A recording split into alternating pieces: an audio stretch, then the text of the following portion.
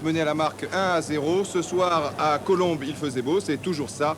Et ça commence bien pour Nice qui, à la 39e minute, ouvre la marque par Larson à la suite d'une erreur de Lachy. Donc finalement, pas de regret. Nice est idéalement placé, je vous rappelle, les Niçois l'avaient emporté 2-0 au Stade du Ré à Nice, c'est-à-dire au match aller. Nous sommes maintenant à la 6e minute de la deuxième période. Mengal, Marguerite, toujours Mengal qui réussit un très joli numéro, mais Marguerite est en position de hors-jeu, enfin hors-jeu de position. Le juge de touche a levé son drapeau et M. Biguet annule le but.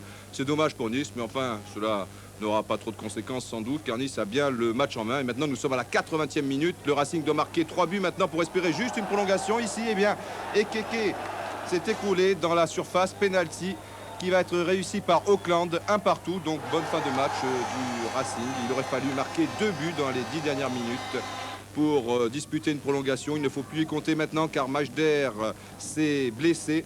Et nous sommes à la 45e minute, même 45 minutes et 20 secondes, donc dans les arrêts de jeu. Auckland pour Mahmoud, il passe Marguerite, feinte le centre, il a passé Bruzekezi à la réception, il a la tête de Lafargue, fin de match fantastique. Donc ce soir, Colombes, où finalement le Racing parisien bat Nice 2-1, mais ce n'est pas terminé. Nous sommes toujours dans les arrêts de jeu, 47 minutes et 20 secondes, pratiquement vraiment à une poignée de secondes de la fin. Mais c'est vrai, des arrêts de jeu, il y en a eu dans cette deuxième mi-temps. Il faut donc en tenir compte.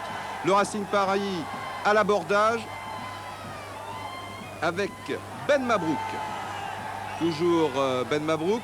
Ah, là en basket, on aurait signalé un passage en force. Un petit pointu, une fan de Bruzekezi, fan de corps qui trompe son gardien Mitrano. C'est du jamais vu ou presque, et incroyable.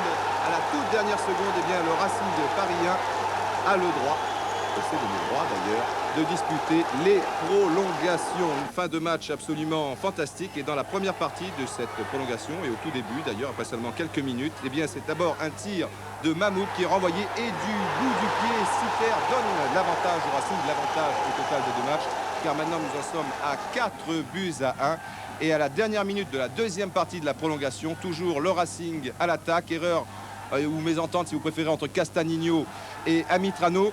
Attention, Siter du bout du pied, encore un coup de billard et toujours du bout du pied, c'est Ekeke. Victoire du Racing 5 buts à 1.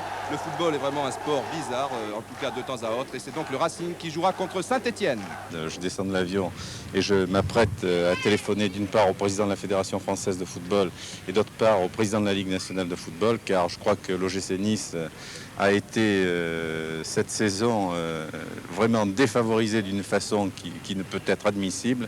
Et s'il faut, je porterai cette affaire devant un tribunal civil.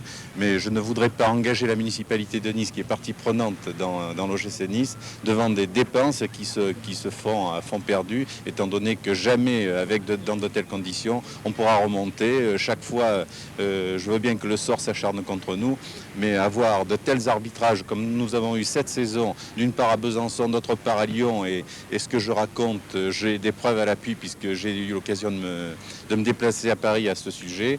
Je crois qu'aujourd'hui, il faut que nous réagissions, car ça ne peut pas être autrement. D'une part, pour le respect de notre... La victoire de Metz